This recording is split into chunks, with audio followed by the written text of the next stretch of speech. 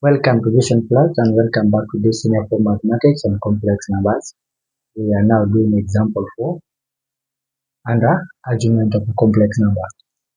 Example 4 says that we are given three complex numbers and the question is we need to find the principal argument of the following. Part A, Z1, for which Z1 is given as 2i. This question 4 is not familiar and let us see how we can handle it. We say that we start by representing the given complex number on the Venn diagram. And we know already that if they say it is just 2i, that means the real part is 0. This is the imaginary part, it means the real part is 0. Because 2i is the same as 2i plus 0. It means that the real part is 0. So you just come and draw a complex number, draw a complex plane. So this is the real part or the real axis of the complex number Z1. This is the imaginary axis of the complex number, still the same, Z1. This is our center origin. Now we have 2 on the imaginary part.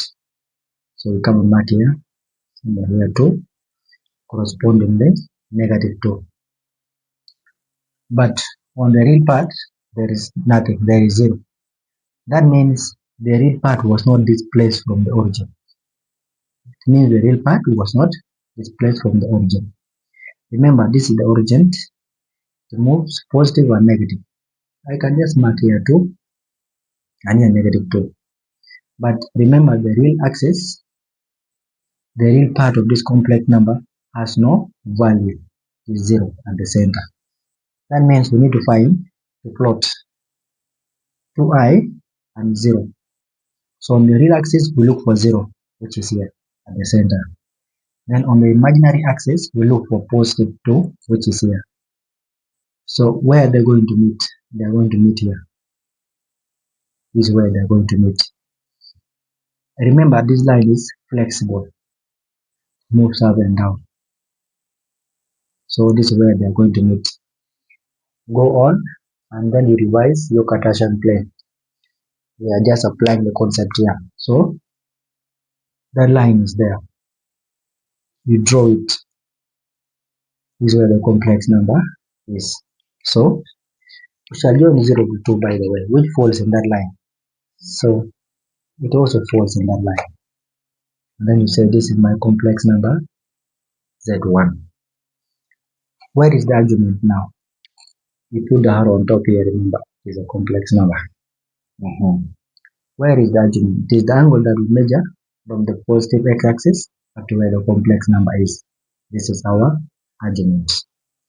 Okay? Now, what is this angle here?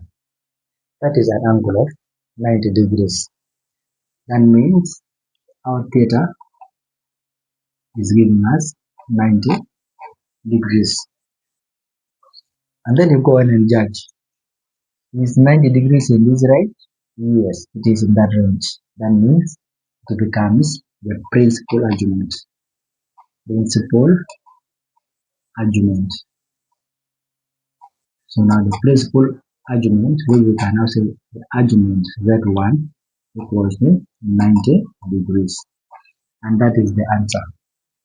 We are just saying principal argument because it is in this range. Otherwise, that is the argument. Argument is just the angle. What if somebody had said that the argument? Now the argument, remember this one was measured anti-clockwise, but also somebody would measure it clockwise up to that point. That means we shall have 90, 90, and 90, making the overall thing argument of Z1, making it 270 degrees. But because we are measuring it clockwise, we put a negative sign here. That means clockwise. But for the principal argument, 90 lies in that range. Negative 270 is outside this range. It is below negative 180. So it is an argument, yes, but it is not principal argument because it disobeys the required range. So this is the answer. The principal argument or arc of Z1 is 90 or arc of Z1 is negative 270. We shall mark both answers. That is for part A. Now doing for part B. Part B says that Z2 is given as negative 5. We have seen that this negative 5 is the real part of the complex number. That means the imaginary part is 0.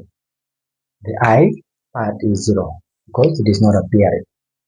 Simply, could be this complex number Z2 was negative 5 plus 0i. That is how the I disappears with 0. So we need to draw the complex plane and then diagram diagram. So this is the real part of the complex number Z2, which is the real axis. This is the imaginary axis of Z2. This is the origin. We only have the real part of the complex number, which is 5. So let me indicate my 5 here. I also indicate my negative 5 there. It is actually negative 5. Just for our scaling, we can label here 5 and here negative 5. The real part is negative 5 and the imaginary part is 0. That means the imaginary part is at the center here. And the real part is at 5. So they're coming to meet here at 5. So you draw a line joining view 0 to 5. That is where they're going to negative 5. That's where they're going to intersect. Then with an arrow on top. Then now the argument becomes the angle from the positive x-axis up to where the complex number is. This is our argument. But we know that this side is 90 degrees and this side is 90 degrees. So our argument theta now becomes 90 degrees plus 90 degrees. It gives us 180 degrees. 180 degrees is approximately in that range. Actually, this range, in some books, you find that they are saying that the range is negative 180 degrees less than or equal to theta less than or equal to 180 degrees. So that is the argument. Is it principal argument? Yes, because it is approximate to the range.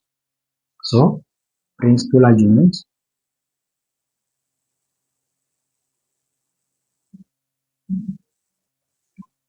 then you shall have arc argument of Z2 equals to 180 degrees.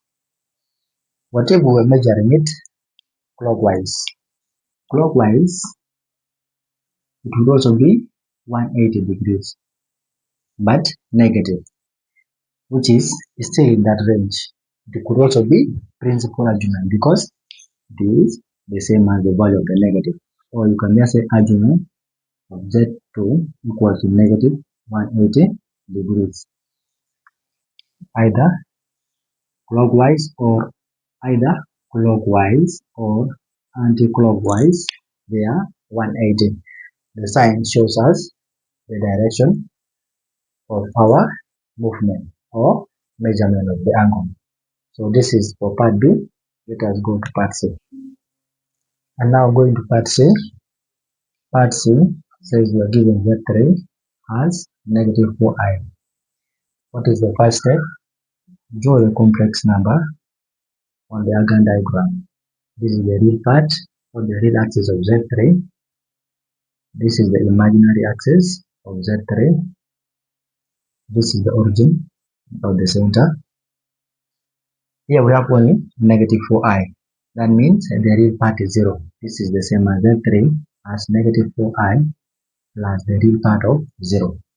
So we need to mark this is 4 on the imaginary axis. This is negative 4. Just for labeling, let me put a negative 4. Just for labeling, let me put here 4. But remember the real part is 0, which is at the center. The imaginary part is negative 4. That means negative 4 is here. So they're coming to intersect here. So draw a straight line from the origin up to negative 4. Then you put an arrow on it.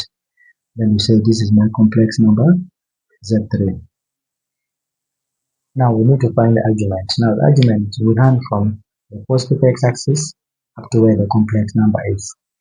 We know that this side is 90 degrees, 90 degrees, and finally 90 degrees.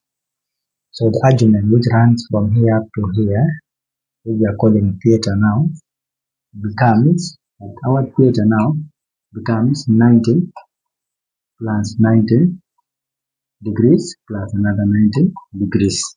There are 90 degrees. This gives us here 270 degrees. Now this argument, is it principal argument or not? Come and check the range. The range says from negative 180 to 180 degrees, but there it is 270. That means it is falling outside the range. So this is simply the argument. It is not principal argument. Why? Because it is not in the range. So the argument, which you can just arc of Z3, is 270 degrees. How do you get the principal argument then? Principal argument. Now the principal argument is a smaller angle, which now we can measure from the positive x-axis clockwise up to that point, which is also 90 degrees. But because we are going clockwise, it's going to be negative 90.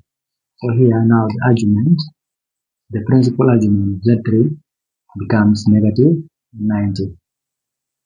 But 270 and negative 90 are going to point in the same direction. Why? Because if it is positive 270, we are seeing that to run from here up to where the complex number is. If it is negative 90, it will just go clockwise, taking a shorter distance, but it still points in the direction of the complex number. So that is the argument, and that is the principal argument.